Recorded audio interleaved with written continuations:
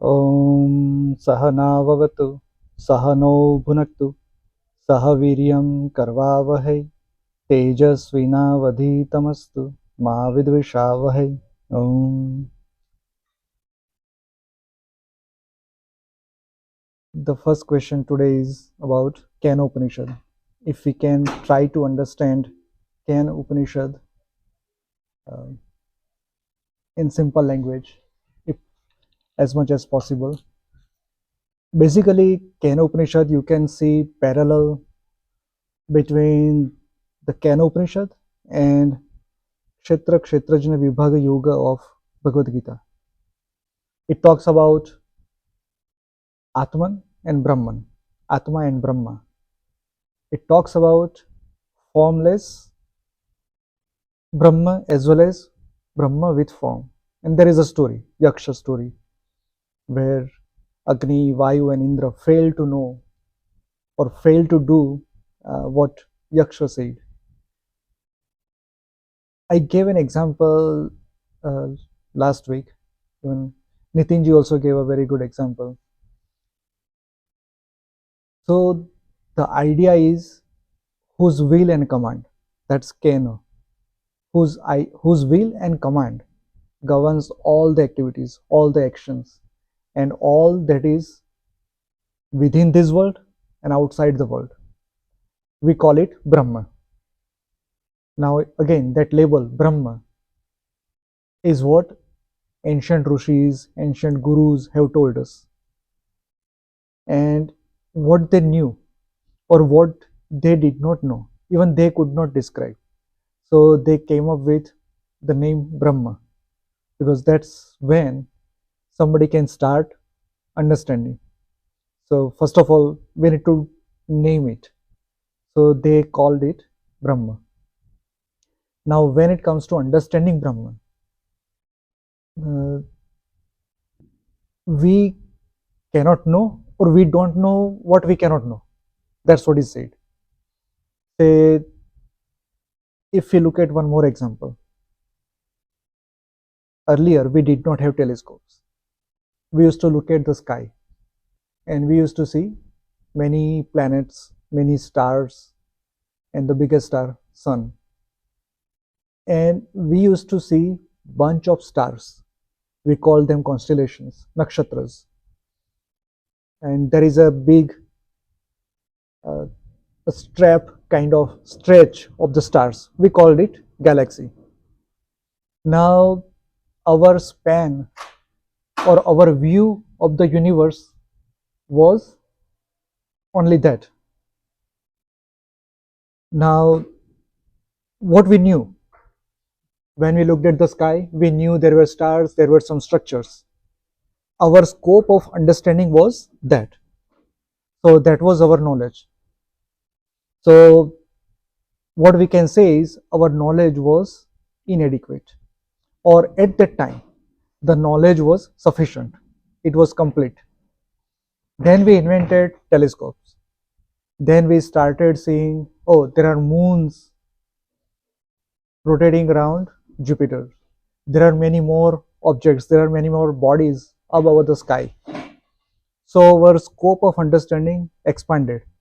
At the same time, we looked at some other objects which we did not know anything about them earlier. That means we started knowing something. We started knowing something more. At the same time, scope of our ignorance expanded. When I say, when I compare two persons, one with telescope, one without telescope, the person without telescope had limited knowledge. So his or her scope of darkness was small. The other person with telescope started getting even more objects. So his or her knowledge expanded at the same time. His or her ignorance expanded. That means he or she is in greater darkness. Now we have James Webb telescope. It even shows pictures of those bodies more elaborately. It can span across 13 billion light years. So now The scientists, the physicists started looking at more and more such objects. Now their understanding, their ignorance even started expanding manifold. Earlier we did not know about those. So the person without telescope, person with telescope, person with James Webb telescope, we can say the scope of knowledge has expanded. At the same time, now there is a bigger horizon to tackle. There is a bigger bodies of objects to tackle, which physicists don't understand today. So that's why Upanishad, Kena Upanishad, the central idea is when you say you know Brahma, you don't know. When you say you don't know Brahma, you also got lost. You cannot say what you know, you cannot say what you don't know. Uh, Nitin Bhai gave a very good example. Okay, there is ocean. Ocean is Brahma. Take water from the ocean using bucket. As soon as we take water into bucket, it no longer is ocean. We try to confine it with our limited knowledge. That bucket is our limited idea, limited mind, limited intellect. When we try to know ocean, or when we get the ocean into bucket and try to analyze, we really don't know what is in the ocean. Our limited idea is just concentrated in that bucket. In that vast ocean at 36,000 feet, maybe Mariana Trench, what is lying there, we don't know. So we cannot define Brahma. At the same time, we cannot undefine Brahma. I gave an example about iPhone. There is a tribal village. Nobody had contact with the outside world. Some person from that village went to a town or city and looked at a device called iPhone, and so he had some idea, oh, iPhone looks like that. When he reached his village and told the rest of the body, hey, I've seen iPhone, it does so and so. So that person is like our guru. That guru came into contact with that iPhone, that Brahma. He or she had first hand experience. But when he or she tried to explain, uh, we cannot grasp. So we, those tribals, like tribals, we even don't know what we don't know. When guru says iPhone is like a rectangular device, it does this and that, so we start creating imaginary ideas about iPhone in our mind, about Brahma. So that is our understanding of Brahma, but we really don't know what we don't know about Brahma. So that is the central idea of Kena Upanishad. Maybe maybe I try to put it in the right words, maybe not, I cannot say. But I think this is more of a self discovery or self journey that one has to walk and fathom. That's how the Upanishads are written. And Katha Upanishad, which we started discussing, is basically that central idea that Nachiketa, he started his journey. He started his journey with Yama, restraint, and after reaching Yama, the 12-year-old boy could achieve something which even we don't achieve in our lifetime. He could get to know death, Yama. He could talk to Yama, and Yama was pleased and started giving him boons, three boons. So first we saw Nachiketa ask for well-being of his father, because of his father he reached that state. And again, he was a great sage, great rishi. So he thought his father needs to go back to his original mode, and that is the first boon he asked. Second boon, he wanted to know the fire process, that fire ritual, which takes one to the infinite world, to the heaven. Because Uh, that is the idea of Vedas. Veda has all the Vedas, even Rig Veda, even Sama Veda. It's about songs, but those songs are part of fire ritual, the Agni and Havan. So uh, Nachiketa wanted to learn that, and that too from death, because death is the greatest teacher. If we cannot learn from death of our dear ones or loved ones, we kind of lose the opportunity. But Nachiketa was fortunate. I wouldn't say fortunate, he actually excelled himself and reached to the state so he could learn from death, Yama. The second thing he wanted to learn was the fire ritual, the process which takes one to the heavenly state. It may or may not be a loka, a world like us. We don't know,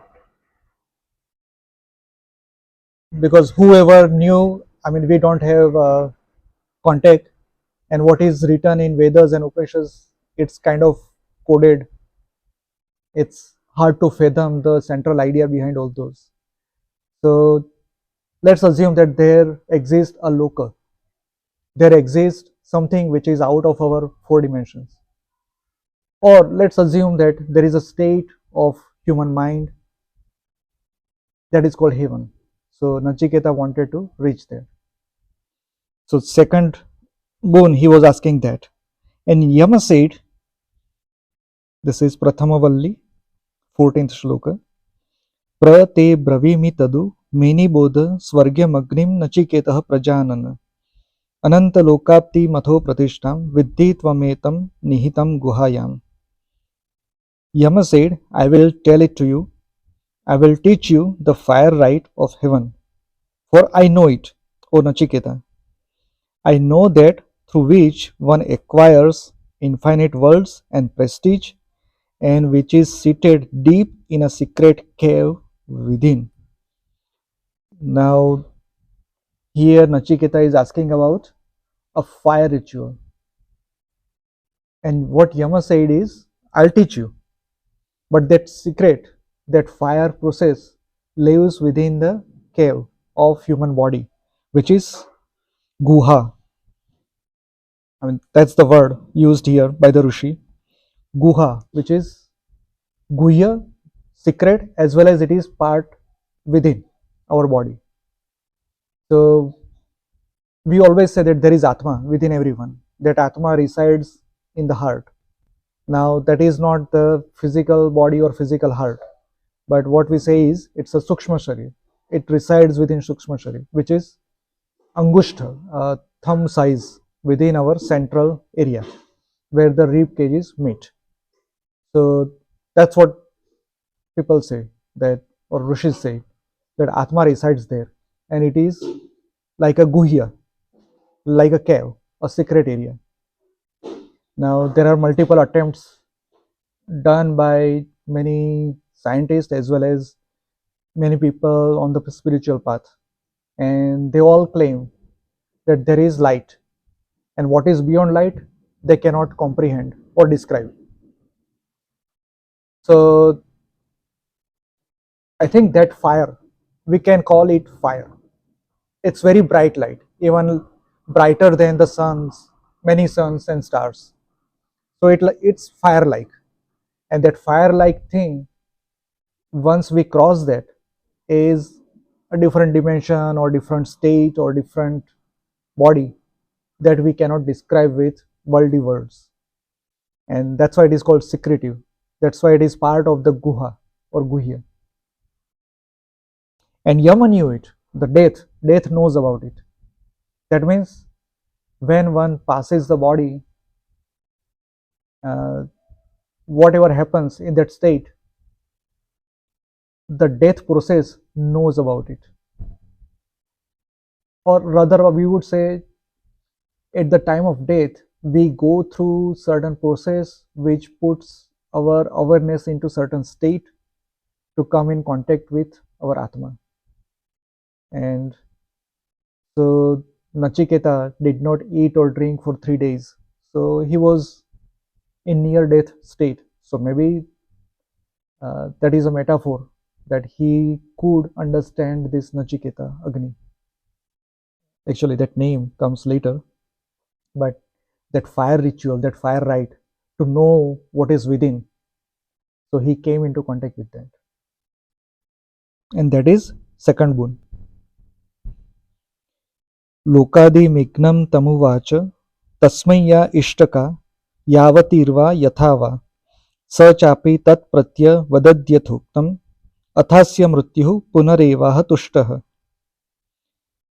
The Lord of Death then told him about the timeless fire rite, what bricks to take, how many to take, and how to place them. Then Nachiketa repeated all the instructions verbatim, thus pleasing the Lord of Death very much. Now we can see Havan Kund here. That Havan Kund is built using bricks, Ishtaka, that is the original Sanskrit word for bricks. I think many languages in India we still use that. In Gujarati we call it eat patthar. So eat is the building block, and the word here is Ishtaka, that is Sanskrit for it. And again, this fire rite is timeless, meaning it is not the physical ritual that we are accustomed to. This is timeless ritual, which is beyond time. So that is definitely something within. What Yama was talking about is not the fire ritual or havan we do every day, or what we are accustomed to. He is talking about something timeless, beyond our time. That means beyond our dimension or our limitless or limitful boundary. This is something limitless. And Nachiketa could, what Nachiketa did was again remarkable. Yama told him to do something, and he was so eager to do that. He was so eager to know the other worlds or other states that he started following his instructions, Yama's instruction, right away. So he followed whatever Yama instructed, word by word, perfectly, and brick by brick. Here again, the brick is not something physical, because this fire ritual is not something physical, it is timeless. So bricks must be timeless or limitless. So this is again a spiritual process. Rushi doesn't describe it here, but we know that first step is Yama, and there are 7 steps to follow after that, which we call, or which was formalized as Ashtanga Yoga later on. So when we try to find a common thread across all these scriptures, we can kind of loosely know that what they are talking about.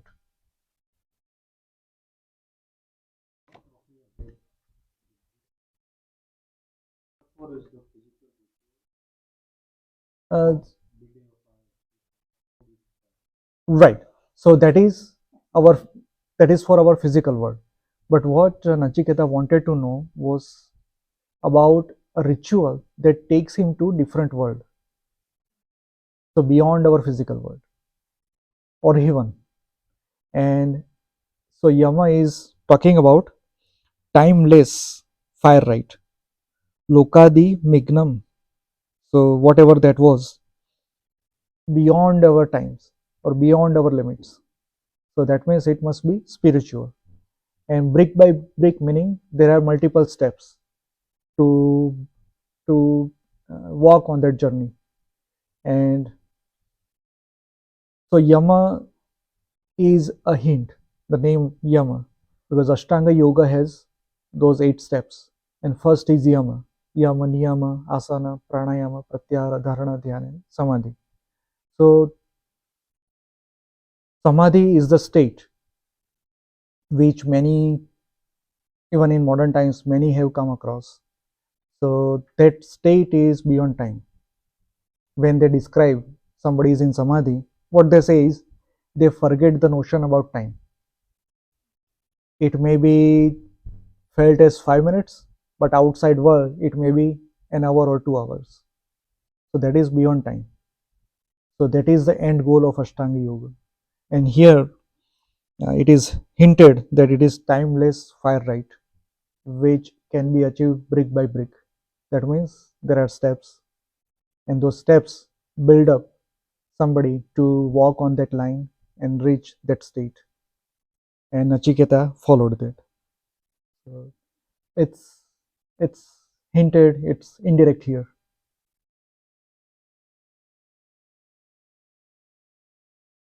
तम ब्रवीत प्रियमाणो महात्मा वरं तवेहाद्य ददाभि भूयः तवैव नाम्ना भविता अयमिग्नः शृङ्कां चेमामनेकरूपां गृहाण.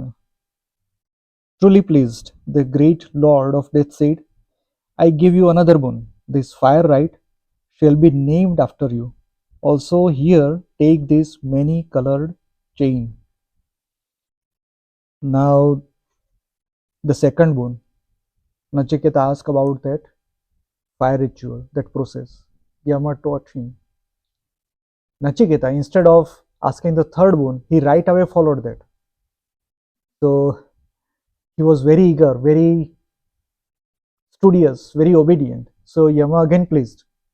And he said, I am very much pleased because his student was such of great stature. So he said, now onwards, this process will be known as Nachiketa Vidya.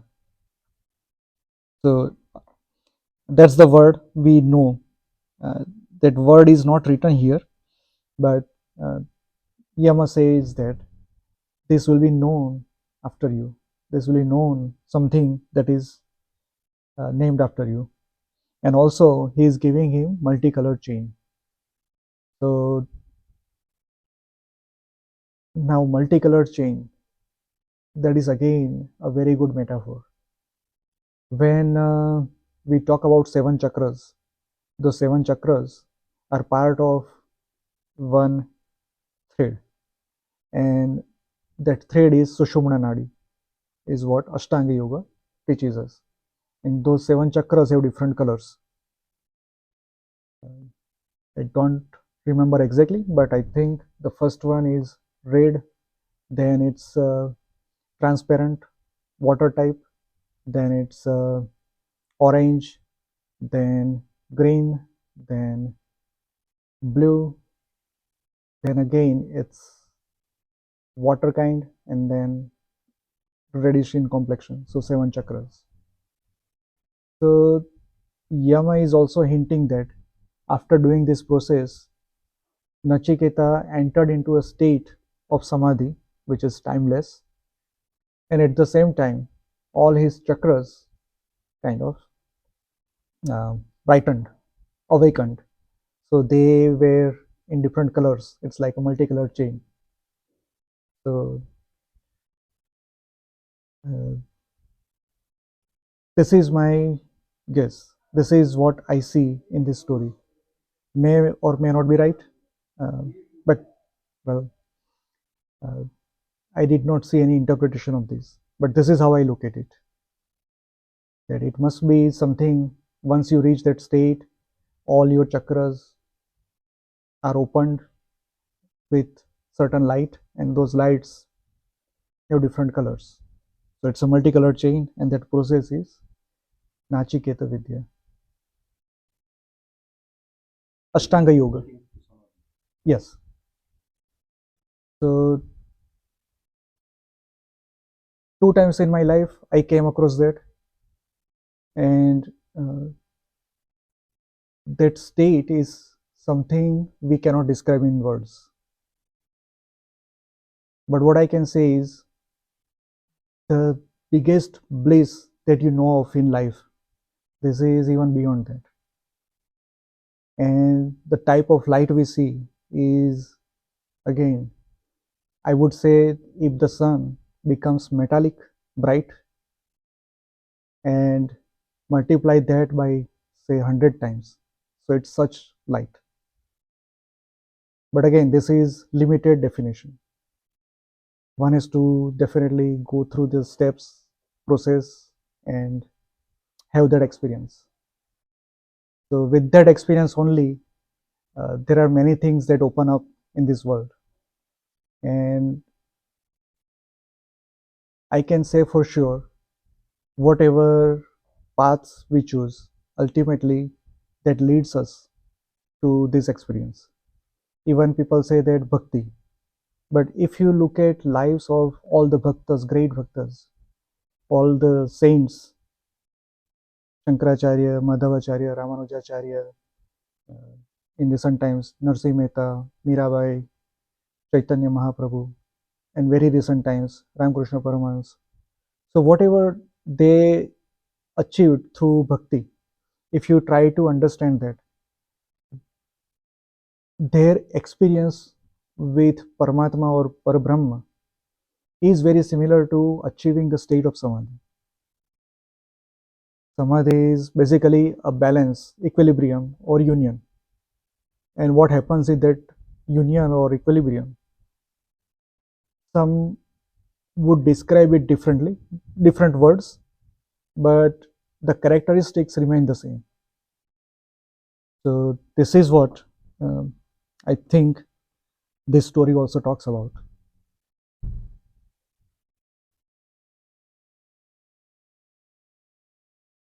Further, त्रीणाचिकेतिस्रभिरेत्य सन्धिं त्रिकमर्कृतरतिजन्ममृत्यु ब्रह्मजज्ञं देवमीड्यं विदित्वा निचयेमां शान्तिमत्यन्तमेति.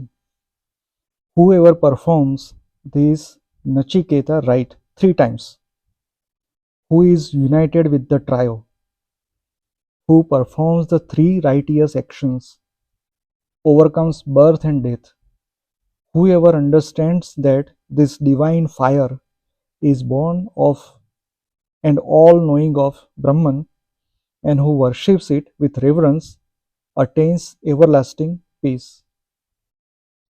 So now this Nachiketa Vidya or Nachiketa Vidya, Yama says perform it 3 times. Meaning, if you attain the state of Samadhi 3 times in your life, that brings the knowledge of Brahma. And whoever worships uh, this divine fire, it is about divine fire which is within.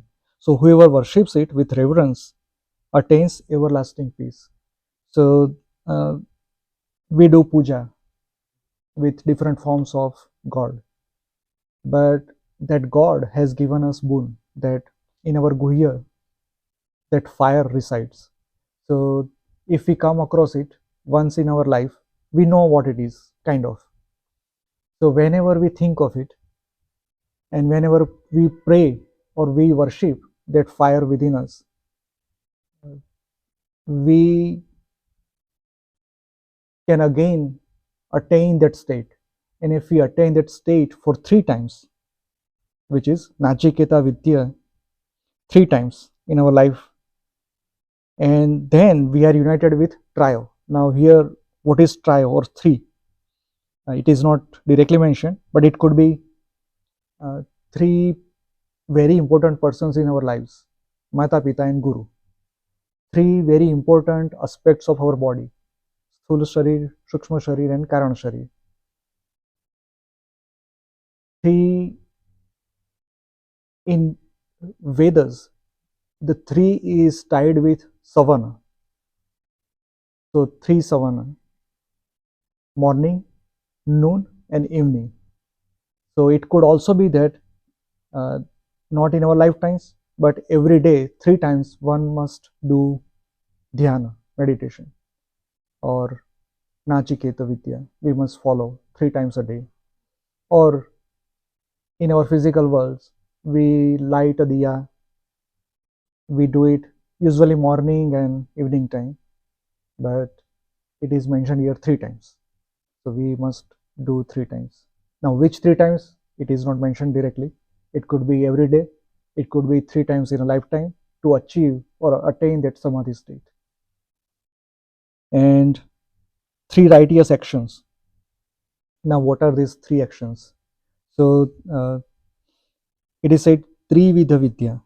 It could be uh, 3 states, Sarjan, Visarjan, Palan. It could be study, sacrifice, and uh, giving. So, Abhyasa, Balidana or Danan, and Ahuti.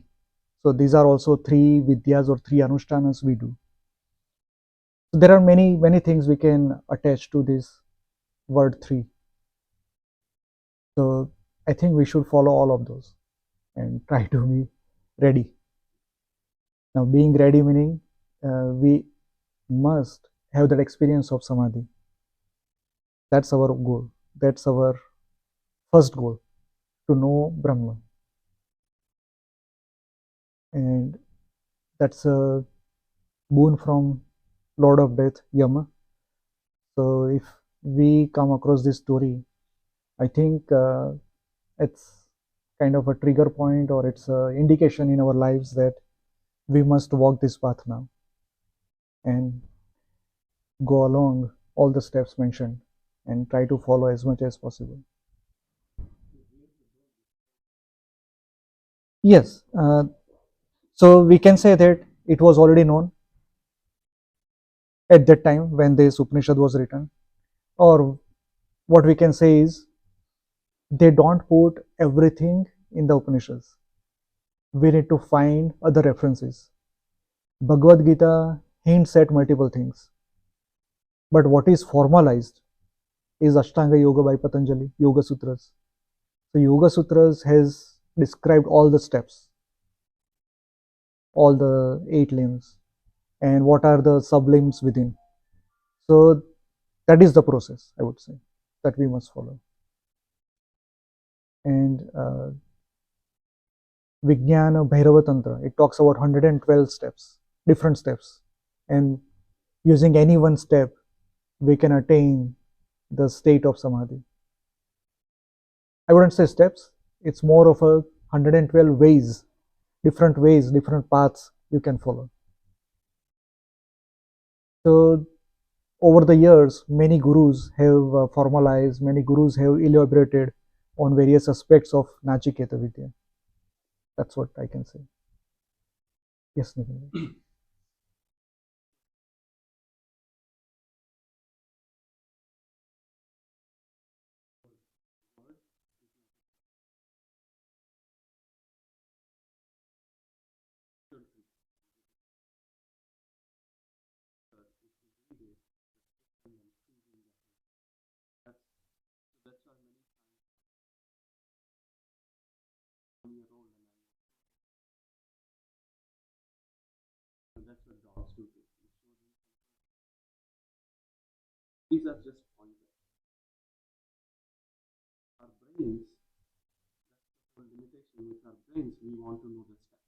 Right, right,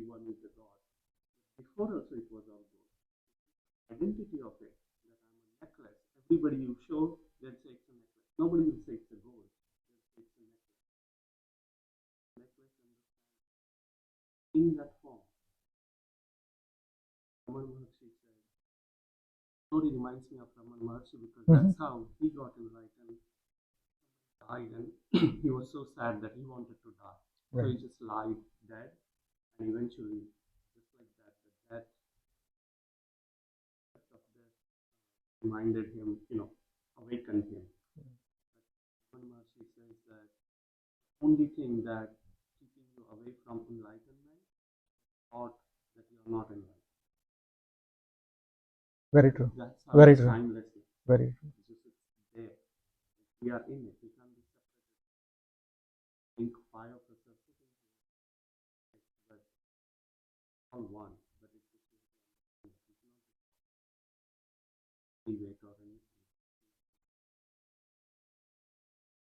Very right. I would just differ there slightly. So Ashtanga Yoga first creates discipline in you. Once you are disciplined, you accurately follow those, then it becomes boundless, then it becomes timeless. So it is important to follow, I would say, up to pratyahara. So yama, niyama, asana, pranayam, pratyahara. Those we can right away do, those we can time bound, those we can limit. Once you master those, what comes next? Dharana, dhyana, samadhi. Then you are lost. Then it is not up to you to follow the strong rituals or follow disciplined actions. Because samadhi, once you reach that state, you can attain samadhi within a fraction of a second, or it may take hours. That samadhi can last 5 minutes, or it could last for multiple days. So to achieve or to reach that state, because we are so much dispersed, we are so much uh, expanded or entangled in worldly things, that we must first entangle. So for that, discipline is important. That's what I feel. Yes, I agree. It's like you need to clean your house Right. before a guest comes in. Exactly. But when Exactly. will guest come in is not up to you. That's yeah, exactly, exactly, exactly. But you have to be ready. Clean it first. Very nice. Is what cleaning is. Right? Cleaning doesn't mean you keep bringing more stuff in and decorate. Cleaning could be emptying, Right. having a space. But we say, oh, now I'm a Upanishad, now I'm Bhagavad Gita, and we bring million things in. Exactly, exactly. Because that's adding more knowledge, which will get us to more darkness. So this is just a guide, right? This is just a guide which is given us as blessings who walked along those paths. An idea of this by them is exactly what Nitin Bhai said. Empty our mind, empty our space, clean it so that it becomes ready to receive what we cannot control.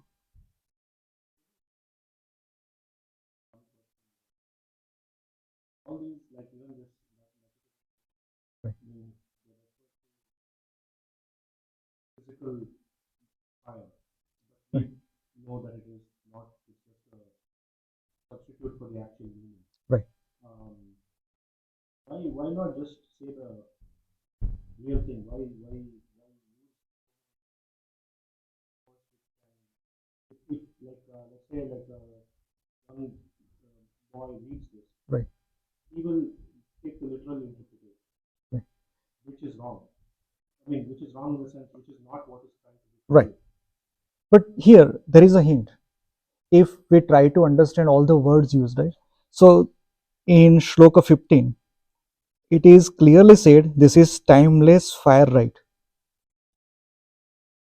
It is fire ritual, but it is timeless. So if you pay attention to these words, it's definitely not what we do in this Havan Kund, because that fire in Havan Kund is not timeless. Yes, what is within. So that journey is within, that Havan Kund is within. It's not outside. So I think if we try to understand why Rishis did this, because if they describe everything in plain words, first, we do not value. Gar ki murgi dal barabar. Second thing, if it is so simple, people would not pay due rights. People will not follow the discipline it is required to do. Spend as much time, not give importance to that.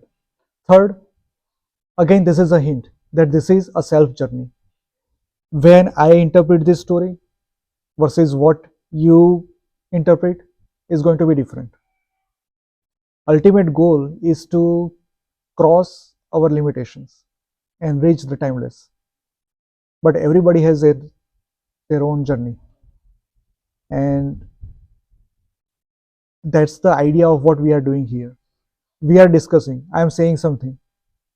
But if you follow that rigidly, you and I both are losing the real meaning behind it. What I am doing here is, this is an opportunity for all of us to understand a particular Upanishad and start our journey. That's what matters, nothing else.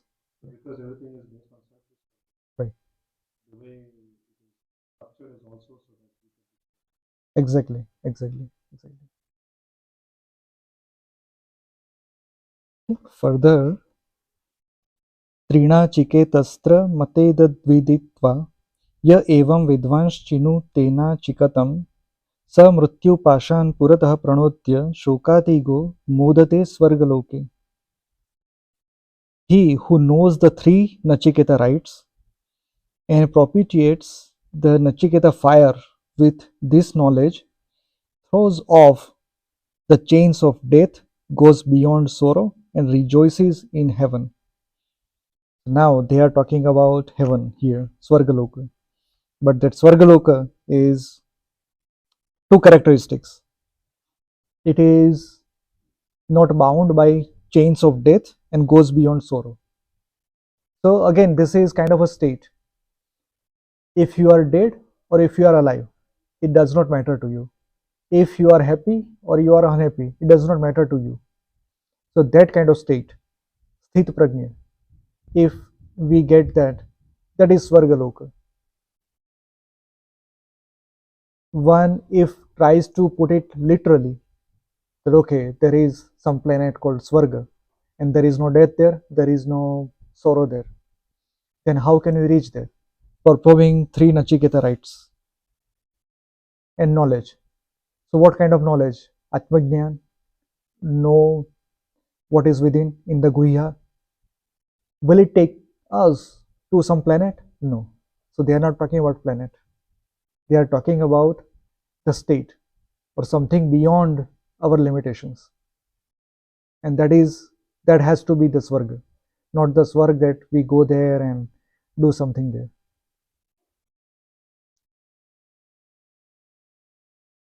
Again, three times, three Nachiketa rites. Whether this is 3 times a day or this is 3 times in lifetime. So state of Samadhi 3 times in lifetime, or Nachiketa Vidya, meaning Dhyana or Ashtanga Yoga, every day 3 times. It could be either. So I can say from my personal experience, doing Dhyana at noon time, it is called Abhijit Nakshatra, right? When it is exact midday, when the sun above the head, half of the day, 40 minutes before, not 40 minutes, I would say 20 minutes before and 20 minutes after. So this is 40-minute time. During that time, you can do dhyana. Usually we work and we take break during this time. So if we can perform 5 or 10 minutes dhyana during that time, or when the sun rises, before 20 minutes, after 20 minutes, that time, and sunsets, before 20 minutes, after 20 minutes. So we have 3 different times when we can perform dhyana. There is also midnight dhyan, but it has different effect. So in my personal experience, doing midday dhyan is the best for me. It could, I mean, you have to find your own best time. But when I do that, I am, I mean, I have to put very less effort to go into a different state. Maybe it's an experiment you can follow. Out of these 3 dhyanas, which one is right for you? But Rushi here says 3 times. So do it all 3 times. Uh, they don't mention about midnight dhyan for multiple reasons. One, we must be sleeping at that time. and people who cannot sleep at that time, either they have some disease or they are old or some other reasons. But sannyasi, they usually perform midnight dhyana, because that dhyana is said to remove the worldly entanglements. So if you keep doing that, you are out of this world, meaning you are out of the attachments of this world. So that is not, I mean, we are all, we live in this world, we have our families, friends, and we are part, we do our kartavyas, right, our kartavya karmas, so it's not prescribed for us. Similarly, Nachiketa, he was a simple 12-year-old boy, and in those times rishis used to have wives, they used to have their children and ashrama, and they had to perform all the worldly duties. So even for them it was not prescribed. So when we read other Upanishads like Naradiya Upanishad, and there is one more, I'm forgetting. In that, it is prescribed that you can do dhyana at night time, especially sannyasis. Even sannyasis, they have different categories. So which category of sannyasi can perform that type of dhyana? And this is all documented.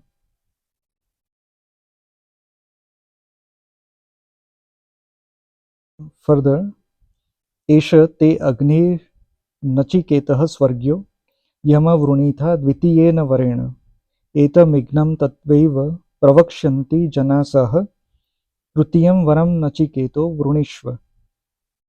This is your fire which leads to heaven, O Nachiketa. You have chosen this as your second boon. People will call this fire yours alone. Now choose your third boon, O Nachiketa. So that fire, right, that Vidya is Nachiketa Vidya. Again, the name is not mentioned anywhere, but we know from other references that it is Nachiketa Vidya. Basically, it's Ashtanga Yoga formalized later on, which one can follow and find this timeless fire, this timeless Agni within. And that is first step in knowing Brahma or not knowing Brahma. That is our first contact, first hand experience with Brahma. And so two boons, now the third one. येयं प्रेते विचिकित्सा मनुष्ये अस्तित्येके नायमस्तीति चैके एतद्विद्या मनुशिष्ट त्वया अहं वराणामेष वरस्तृतीयः. Nachiketa said, when a man dies, there is doubt. Some say he still exists, and some say he does not exist. I want to learn about this from you. This is my third boon. Here, multiple important words. Manushya. Word Manushya implies that generations of Manu. That means Manu, which we call the first person of our Manvantara, he must have existed before all these things happened. And that's why the word Manushya. Even we name Vaivasvat Manu, the son of Manu, Vaivasvat, Vivasvan. That Vaivasvat Manu is son of sun, the sun, and his son is Uddalaka, and Uddalaka's son is Aruni. Aruni's son is Nachiketa. So this is his lineage. And by that time, all the people, humans, were known by name or group Manushya. So that word is used here, Manushya. And what Nachiketa wants to know? Some say if there is death, after death, one stops being in existence. Some say he or she exists in different state. So even at that time, there were notions that there is life after death, or some say once you are dead, everything stops there. So there are two different thoughts. Even those times, those two thought processes existed. Even today's world, many who delve into this physical world, physical all the activities. They say once you are dead, there is nothing after that, so enjoy this life and do whatever you like. Some say no, there is a birth cycle, birth or death cycle, and you need to prepare for your next. So, which one is right? So, that was the question Nachiketa posed. And who can say about that? Only death and Lord of Death. I think we have 5 minutes. Maybe we want to discuss anything.